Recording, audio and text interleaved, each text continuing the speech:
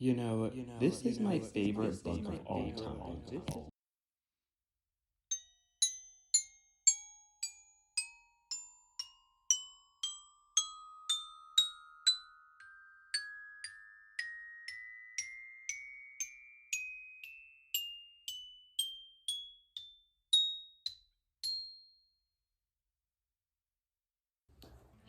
People always talk about how there's no such thing as perfection. Nothing could be perfect. Let me introduce you to a good friend of mine named Perfect, The Poppy War by R.F. Kuang. I am so excited to talk about this book, but welcome back. This is Reading with Will. I am Will, and I like to read. And today we are discussing Peak Book. Peak Book. If I can get anyone to read a book on this channel, it's to read this one, and then you're gonna want to read this one. And then after you read this one, you're gonna want to read this one. And then welcome to the cult.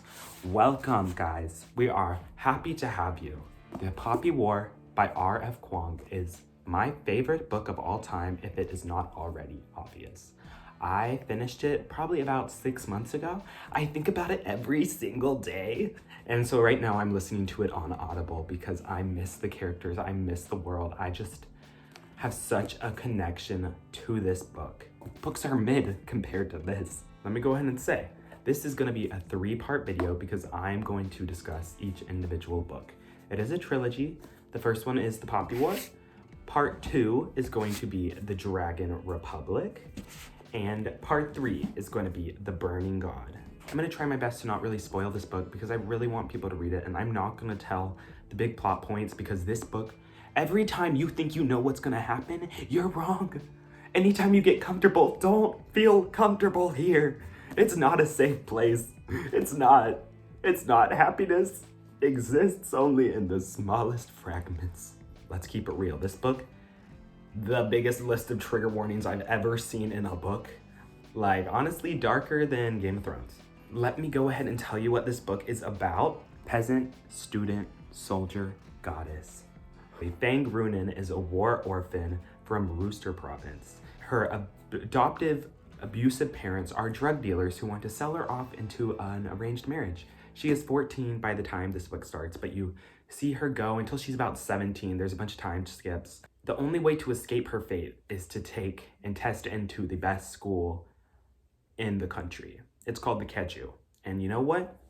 She aces it because she is her. Fang Runin is the most unhinged character I've ever read about, ever seen in any kind of media. Talk about female rage. She tests into the school, aces it, and little does anyone in the country know that the biggest, most history-altering war is about to take place. So this book is historical fiction. It is based off the Second Sino-Japanese War. It was a war between China and Japan that happened right before World War II. It also goes over the Chinese Civil War and the Great Famine. So there's 4 big countries that we see. Their parallels of real countries are Nikara is China, the Federation of Mugen is Japan, and Spear is Taiwan coded, and then Hesperia is the British Empire. The main setting of this book is Nikara. There's 12 provinces here. They're all separated into the 12 Chinese zodiacs, and Rin is from Rooster Province, which is a very poor, very south. They get a lot of hate, a lot of poverty. It's where the farmers are. When she gets into this school, she faces a lot of setbacks because of that, just from where she's from, and she also has darker skin. And so people don't think she's even worthy to be at the school, and she's constantly proving herself time and time again. All she wants is to be accepted.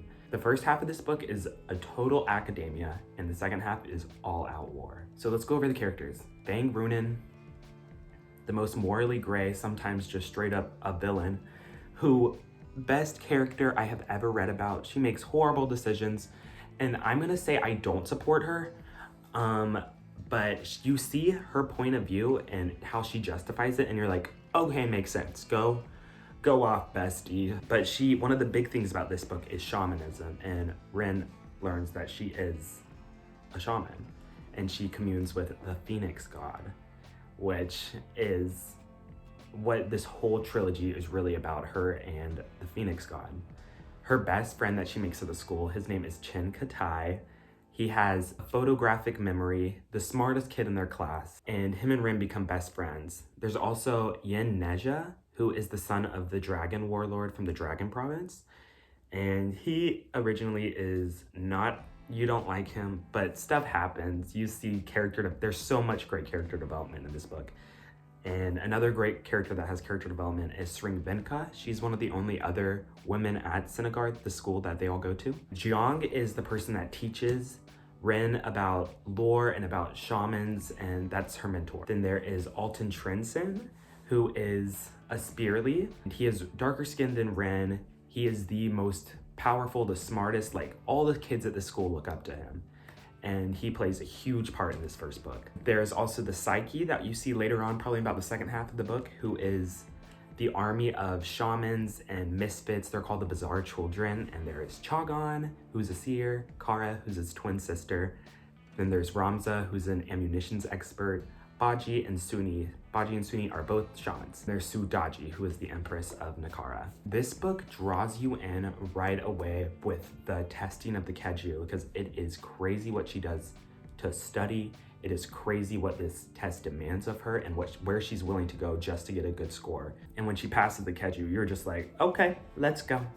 Buckled in, ready to experience this drama. Book keeps you on your toes the entire time. My favorite part of this book is Rin as a character. She is so interesting, so complex, such a character study on who she is.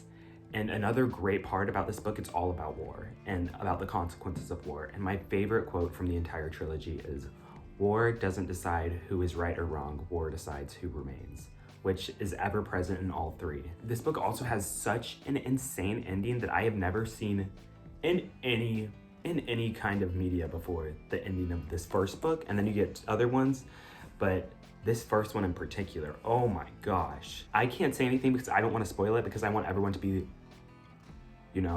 I'm telling you, a wild ride. A little bit about the author, who is my favorite author of all time, R.F. Kuang. So she started writing this book when she was 19. She is 26 now. It got published when I'm pretty sure she was 22. This book is one of Time's 100 fantasies of all time. And she wrote this at 19? Like, I'm telling you, the writing it's spectacular. In her other book she wrote, Babel, there's honestly no other author like R.F. Kuang. No one does it like her. No one does it like R.F. Kuang. Her 5th book is about to come out. It's called Yellowface, and I'm so excited to see it. The trilogy's over, so there's no other new books, but she does write any other things in all different kinds of genres, and her and Madeline Miller are probably the only authors I'll ever be instant buy. I can't wait for her to go down in the history books for everything she's already accomplished. She's Chinese American, and she's right now getting her PhD in East Asian linguistics. Full-time student, writing books. She has released a book every year. Look guys, I just need you to promise me you're gonna read this book. Let's make a blood pact that we're gonna read this book, guys, and I'll love you forever. You'll love yourself forever. Oh, self-care, y'all. Self-care. Read this book. Read this book. Care about yourself and read this book. I wish I could read it for the first time again. I wish I could go through it again and read it. My recommendations, if you like the Poppy War, is obviously gonna be Babel by R.F. Kuang. Watch my If We Were Villains review. I talk a little bit about this book. But again, Queen, well, it's so different. She has so much range in her writing. And Iron Widow is also a historical fiction, fantasy, Chinese mythology retelling. It's really cool. It's about the first female empress of China. This book is so fast paced, keeps you on your toes the entire time. So I finished it in like 3 or 4 days. I couldn't put it down. The second one of this comes out in August, and can't wait. Can't wait. This song I'm gonna say for the first Poppy War book is Jolt by Unlike Pluto. Okay, make sure you like this video, subscribe to my channel, follow me on Instagram at WillMobs, and stay tuned for part 2 of my favorite book of all time, The Burning God. Thank you for watching this video. Thank you.